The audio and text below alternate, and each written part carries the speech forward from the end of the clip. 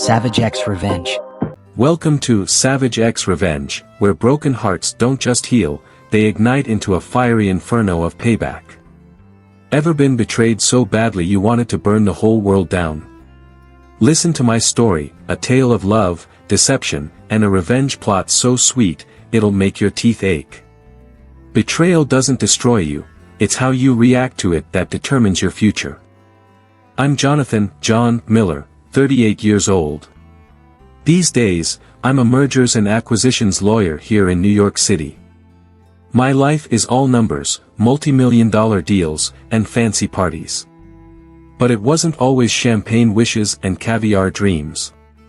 Back in the day, I was just a lovesick fool, blindly trusting a woman, who tore my heart into a million pieces. My story with Sarah started in those crazy, passionate high school years. Sarah Walker, the prettiest girl in school, with that flowing blonde hair and eyes as blue as the summer sky.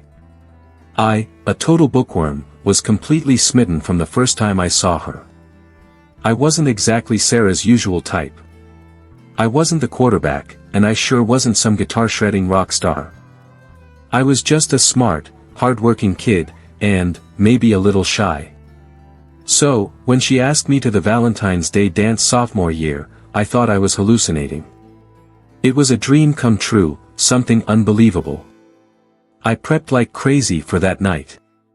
Rented a tux that actually fit, bought a bouquet of red roses, and even practiced dancing with my little sister so I wouldn't look like a complete dork on the dance floor. When I picked Sarah up, I was floored. She was drop-dead gorgeous in this emerald green gown. That night, we danced, talked, and laughed non-stop. I felt like the luckiest guy on the planet. Sarah told me about her family, the struggles they'd been through moving around so much for her dad's job. She had two younger sisters, Emily and Jessica, and she always tried to help them adjust to the new schools. I shared my dreams too, about becoming a hotshot lawyer and helping the underdog. My parents always drilled it into me to treat people with respect. Holding doors open, pulling out chairs, saying, please, and, thank you, it was all second nature to me. I believe kindness and respect are the foundation of any good relationship. After the dance, we started dating. Every weekend, I took Sarah to the movies, out to dinner, or for walks in the park. I loved Sarah with all my heart, and I honestly believed she loved me too. But the honeymoon didn't last. One hot summer day, just a week before senior prom, Sarah suddenly dumped me. No explanation, no decent reason. She just said things weren't the same anymore and she needed some space. I was devastated. I didn't understand why Sarah would do this to me. What did I do wrong? I tried to contact her, but she avoided me like the plague. I skipped the prom because I didn't want to go with anyone else but her. A few days later, while I was having dinner with my family, Sarah barged into the restaurant and started screaming at me, calling me a liar and a cheater. She claimed I'd deceived her, gone to prom with someone else after she broke up with me. Then she slapped me right in the face in front of everyone. I was completely stunned. I hadn't even gone to prom, and I sure as hell hadn't dated anyone else. I tried to explain, but Sarah wouldn't listen. She stormed off in tears, leaving me confused and pissed off. I went to Sarah's mom to try and get to the bottom of this. Even her mom was surprised and promised to talk to Sarah. But nothing changed. Sarah stood her ground and refused to forgive me. A few weeks later, I saw Sarah hanging out with Grant Johnson, a notorious bully and womanizer. Grant was a guy I always hated, because he constantly picked on the weaker kids and had a rep for hitting his girlfriends. I knew Grant had spread those lies about me and Sarah to drive us apart. He wanted Sarah, and he'd stoop to anything to get her. I was furious, but I knew fighting Grant wouldn't solve anything. I needed to do something to protect Sarah, to stop Grant from hurting her. I talked to a few close friends and asked them to give Grant a warning. I didn't want violence, I just wanted Grant to know he couldn't mess with Sarah without consequences. I overheard a conversation between Grant and his buddies. He was bragging about stealing Sarah from me, and he was telling these nasty stories about their sex life. My blood boiled, but I tried to stay calm. I sent a message to Grant, saying I wanted to talk to him after school. I emphasized that I just wanted to talk, nothing more. But things got out of hand. After school, I heard screaming coming from the hallway. I ran out and saw Sarah on the floor, sobbing. Grant was standing over her, fists clenched. He'd hit Sarah. I couldn't believe my eyes. I lunged at Grant, but he was quicker. He punched me square in the face, knocking me unconscious. When I woke up, I was in the hospital. My head was pounding, and my neck was immobilized. My parents and sister were at my bedside, eyes red with worry. The doctor said I had a severe concussion and needed to stay in the hospital for observation. I also had a massive bruise on my face that made me look like a beat-up raccoon. Just then, Lena and her mother walked into the room. Lena looked at me with regret and sorrow in her eyes. She wanted to say something, but I cut her off. I told Lena I didn't want to hear any explanations. She hadn't trusted me, she'd chosen to believe Grant's lies, and she'd caused me too much pain. I wanted her to leave, and I didn't want to see her again. My mom was furious when she heard me say that. She wanted to defend me, to yell at Lena. But I stopped her. I said I needed time to think, and I didn't want anyone interfering. A few days later, when I was released from the hospital, Lena's mom came to visit. She gave me a letter from Lena, saying she'd realized her mistake and was deeply sorry. She hoped I would read the letter and forgive her. I took the letter, but I didn't open it right away. I left it on the bedside table and completely forgot about it. In the letter Lena wrote, "Dearest Jonathan.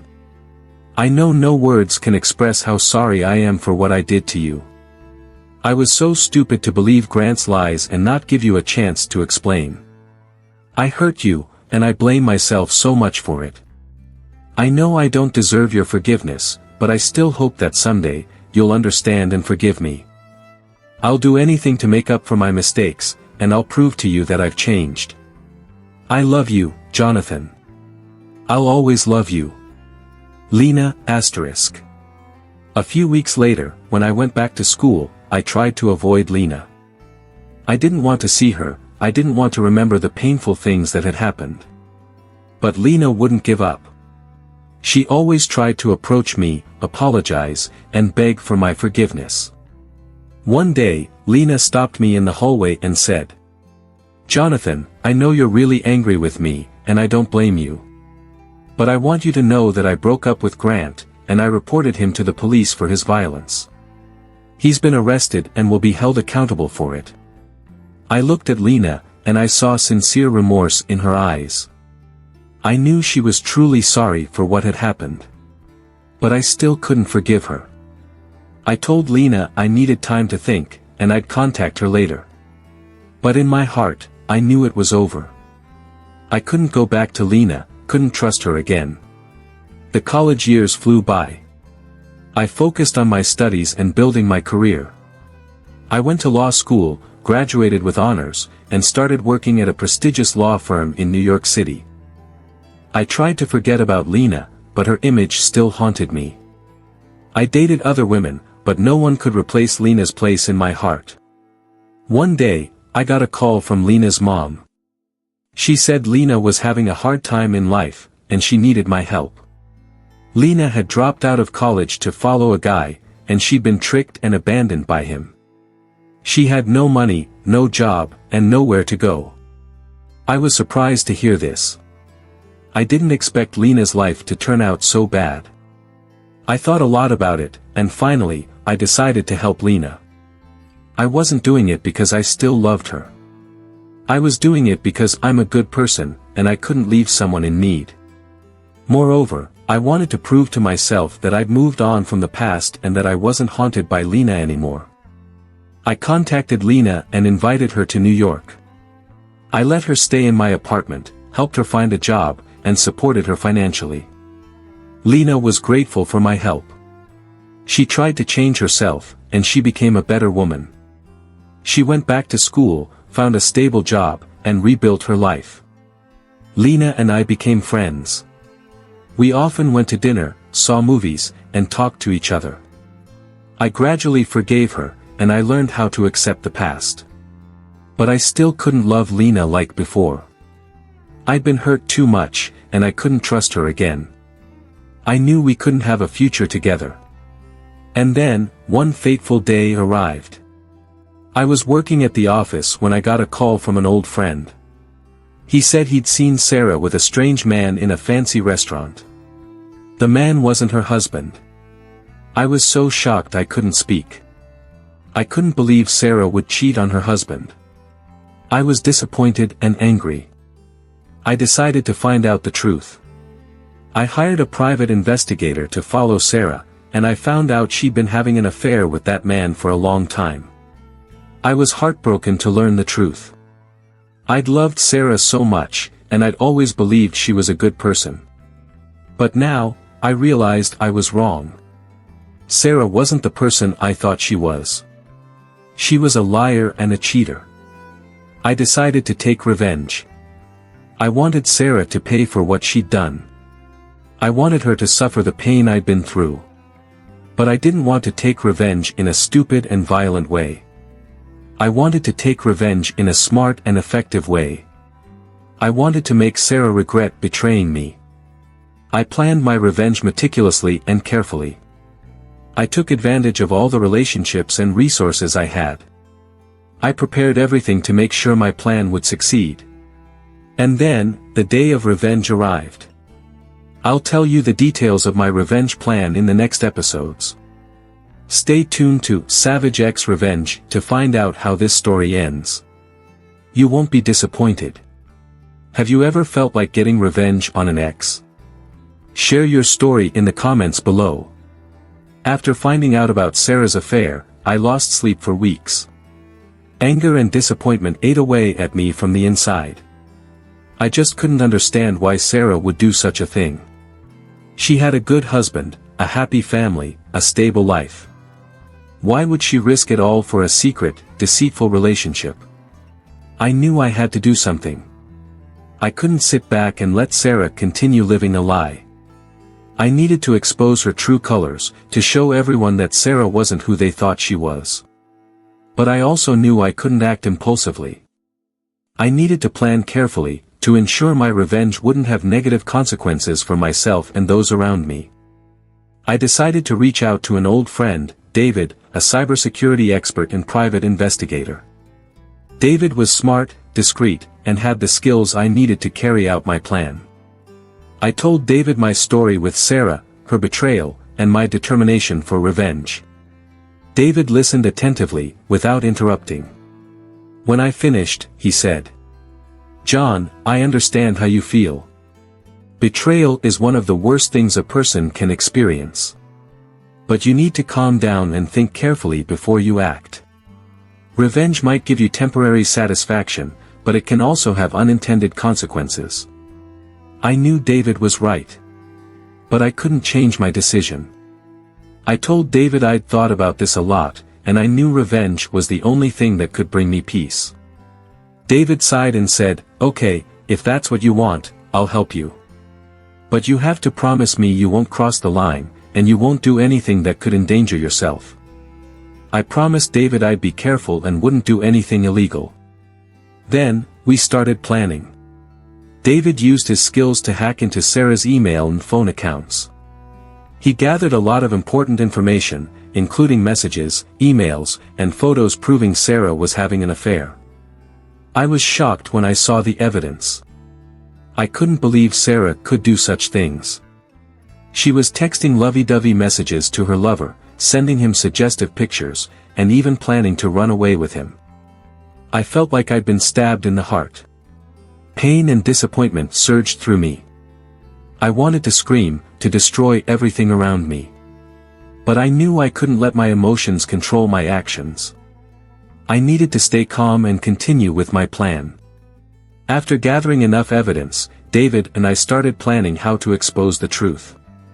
We decided to use a charity gala that Sarah and her husband would attend to carry out our plan. The charity gala was held at a fancy hotel downtown. The guests were wealthy and powerful people, with high social status. I knew if I could expose Sarah's true colors in front of these people, she'd lose everything: reputation, career, and family. David and I prepared a short video, including the messages, emails, and photos proving Sarah's affair. We hired a technician to project the video onto a large screen in the hall, right in the middle of the party. On the night of the gala, David and I blended into the crowd of guests. I wore a classy tuxedo, and David wore sunglasses to hide his face. When it was time to show the video, I signaled to David. He gave the technician a USB drive containing the video and asked him to project it onto the screen. The technician did as David asked. The video started playing, and the images and messages proving Sarah's affair appeared on the screen one by one. The whole hall went silent. Everyone turned their eyes towards the screen, shocked and stunned. Sarah and her husband, John, were also in the crowd. They saw the video, and they were completely floored. Sarah's face turned white. She stammered, "No, it's not like that. You guys are misunderstanding." But no one believed her. The evidence in the video was too clear, undeniable. John, Sarah's husband, looked at her with anger and disappointment. He slapped Sarah across the face, then walked away in shame and embarrassment. Sarah fell to the floor, sobbing. She'd lost everything: her husband, family, friends, and reputation. I stood there watching Sarah, and I felt a strange sense of satisfaction. I'd gotten revenge for what she'd done to me. But at the same time, I felt a bit of regret. I'd hurt Sarah, and I'd ruined her life. After the party, I received a lot of calls and messages from acquaintances. They all congratulated me for exposing Sarah's true colors. But I didn't feel happy. I knew I'd done the right thing, but I also knew I'd caused a lot of pain for others. A few days later, I received a call from Sarah. She said she wanted to meet me to talk. I agreed to meet Sarah. We met at a small coffee shop in the suburbs. When I arrived at the coffee shop, I saw Sarah waiting for me. She looked exhausted and worn out. Her eyes were red from crying. I sat down across from Sarah, and we were silent for a long time. Finally, Sarah spoke. "John, I'm sorry. I know I hurt you a lot. I don't deserve your forgiveness. I just want to say I'm really sorry for what I did." I looked at Sarah, and I saw genuine remorse in her eyes. I knew she was truly sorry for what had happened. I told Sarah I'd forgiven her. I didn't want to hold any grudges in my heart. I wanted to leave the past behind and look towards the future. Sarah cried when she heard me say that. She hugged me and said thank you. After that meeting, Sarah and I didn't contact each other anymore. I knew we couldn't go back to the way things were. But I also knew we'd been able to close a chapter in our lives. I focused on my work and my personal life. I became a successful lawyer, and I found joy in the little things in life. I learned that revenge isn't the answer to every problem. Sometimes, forgiveness and letting go are the best ways to find peace. And then, one fateful day arrived. Music builds, foreshadowing an important event. I was reviewing an important merger agreement when my secretary, Emily, walked into the room. Emily was a young, energetic, and very intelligent woman. She always completed her work excellently, and I trusted her a lot. Emily said, "John, there's a woman who wants to see you. She says she's an old friend of yours, and she has something important to tell you." I asked, "What's her name?" Emily replied, "Her name is Jessica." I was shocked when I heard that name. Jessica was Sarah's younger sister, someone I used to be close to. I didn't understand why Jessica would want to see me. I told Emily I'd meet with Jessica. A few minutes later, Jessica walked into my office. She looked worried and stressed. I asked, "Jessica, what's wrong? Why did you come to see me?" Jessica took a deep breath and said, "John, I have something important to tell you. It's about Sarah." I frowned and asked, "Sarah? What about her?" Jessica said, "Sarah has passed away." I was stunned when I heard those words. Sarah had died? How could that be? I asked Jessica, "What happened? What did she die of?" Jessica shook her head and said, "No, Sarah didn't die of illness. She committed suicide." I completely collapsed when I heard that. Sarah had committed suicide? Why would she do that? Jessica explained that Sarah hadn't been able to overcome the shock after I exposed the truth. She'd lost everything, and she had no reason to keep living. She'd fallen into severe depression, and eventually, she decided to end her life. I felt an immense sense of regret. I'd taken revenge on Sarah, but I didn't expect my revenge to lead to her death. I'd caused Sarah too much pain, and I'd indirectly killed her. Jessica told me that Sarah had left a letter for me before she died.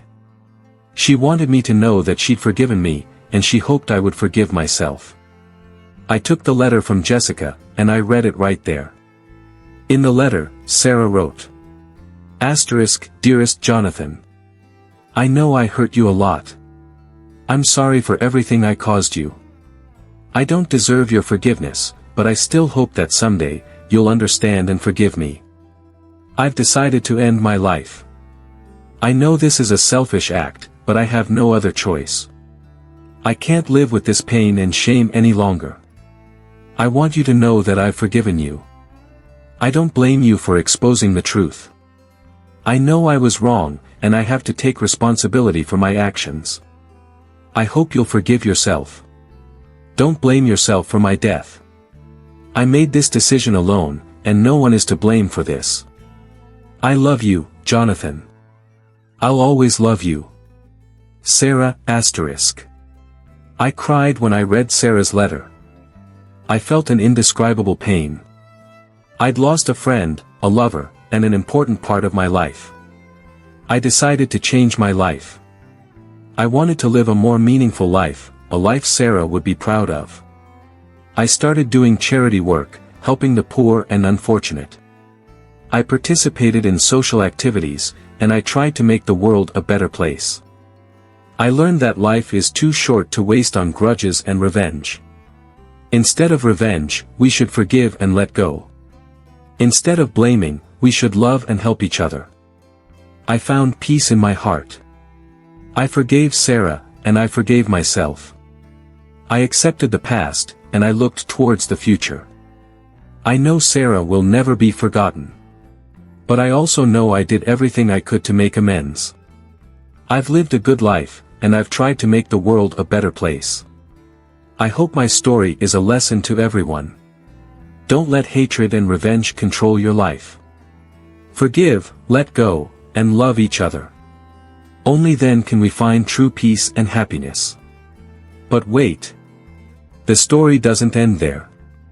Years after Sarah's death, I accidentally discovered a shocking secret, a terrifying truth that could completely change my perspective on what happened. I was at home, preparing for a quiet evening when the phone rang. A strange voice came on the other end of the line. "Are you Jonathan Miller?" I answered, "Yes, this is he." "Who's this?" The voice continued, "I have important information about Sarah Walker's death. If you want to know the truth, meet me at this address tomorrow." The voice read out a strange address in a rundown area of the city, then hung up. I froze for a few minutes. Information about Sarah's death? The truth? Could it be that what I knew so far was just part of the story? My mind was in turmoil. On one hand, I didn't want to dig up the painful past. On the other hand, curiosity and doubt drove me to find out the truth. After a restless night, I decided to go to the address. I knew I might face danger, but I couldn't pass up the opportunity to learn the truth about Sarah's death. The meeting place was a seedy bar, tucked away in a dark alley. I walked into the bar, and a huge, tattooed man approached me. The man said, "You're Jonathan Miller." I nodded. The man gestured for me to follow him. He led me to a small room at the back of the bar. In the room, a middle-aged man was waiting for me. The middle-aged man said, "Have a seat." I sat down across from the man. I felt a strange sense of unease. The man said, "I know you're very curious about Sarah Walker's death.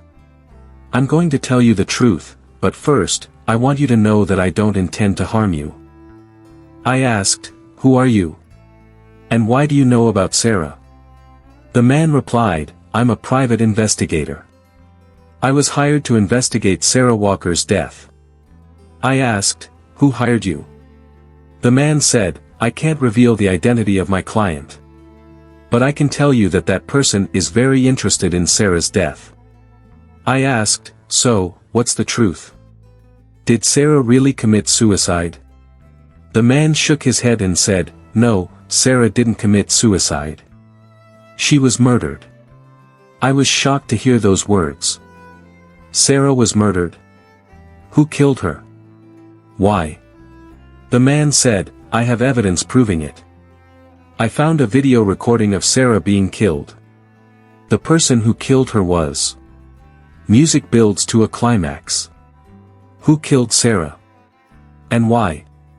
How will this shocking secret change Jonathan's life? Don't miss the final part of Savage X Revenge, where the truth is revealed and justice is served. Who do you think killed Sarah? Leave your predictions in the comments below. The private investigator, his eyes filled with sadness, looked directly at me and said, "The person who killed Sarah was John, her husband." I was stunned. John? Sarah's husband? The gentle, polite man I knew? No way. I stammered, "No. There's no way that's true. Are you sure you're not mistaken? John loved Sarah, he would never hurt her." The investigator shook his head. "I know it's hard to believe, but I have undeniable evidence. I saw the video, and I identified the killer. It was John. He took out a USB drive and gave it to me. Here's the video. See for yourself." I trembled as I took the USB drive and plugged it into my laptop. The video started playing. The footage was blurry, shaky, like it was filmed secretly. But I could still make out Sarah standing in her living room. Then, John walked in. The two of them started arguing. At first, they were talking quietly, but their voices gradually got louder, more heated. I couldn't hear exactly what they were saying, but I could feel the tension and anger filling the room. Suddenly, John grabbed Sarah and pushed her to the floor. Sarah screamed, trying to fight back, but John pinned her down and started strangling her. I couldn't believe my eyes. I had to cover my mouth to stop myself from screaming. I saw Sarah struggling, trying to breathe, but it was no use. John squeezed her neck tighter, until she stopped moving. After Sarah died, John sat motionless next to her body for a long time. Then, he stood up, wiped away his tears, and started cleaning up the scene. He erased any evidence, rearranged the furniture, and staged a fake suicide scene. I watched that video over and over again, and each time, I felt more disgusted. John had killed Sarah brutally and coldly. He didn't show any remorse or pity. I asked the investigator, why? Why did John kill Sarah? What was his motive? The investigator replied, "From what I've learned, John found out about Sarah's affair. He was furious and heartbroken, but he didn't want a divorce because he was afraid of losing his reputation and assets. He decided to kill Sarah to get revenge and to take over all her property." I gritted my teeth. John was a devil in disguise. He not only killed Sarah but also exploited her death for profit. I asked the investigator, "Have you reported this to the police?" The investigator shook his head, "I can't. I was asked by my client to keep it a secret. If I report this to the police, I'll be breaking my contract and could be in danger." I understood the investigator's situation. He was just a hired gun, and he had to follow his client's orders. But I couldn't let John roam free. I had to do something to bring him to light. I asked the investigator, "So, what do you want from me? Why are you telling me this?" The investigator replied, "I want you to know the truth. I want you to know that Sarah didn't commit suicide, she was murdered. I want you to avenge her." I looked at the investigator, and I understood what he meant. He wanted me to use the information he provided to expose John and bring him to justice. I nodded, "I'll do it. I won't let John get away with this. I'll avenge Sarah." I left the bar with a steely determination. I would use every ability and resource I had to expose John and put him behind bars. I started planning. I knew John was a smart and cunning man. He wouldn't be easy to catch. I needed to have a perfect plan, with no loopholes. I reached out to David, my close friend, and told him about what I had learned. David was shocked when he heard my story, but he was still willing to help me. David said, "John, I know you're very angry, but you need to stay calm. We need to think carefully before we act. We can't let emotions cloud our judgment." I nodded, "I know. I'll try to stay calm. But I can't wait any longer. I want John to pay for what he did." David said, "Okay, I'll help you. But we're going to do this according to the law.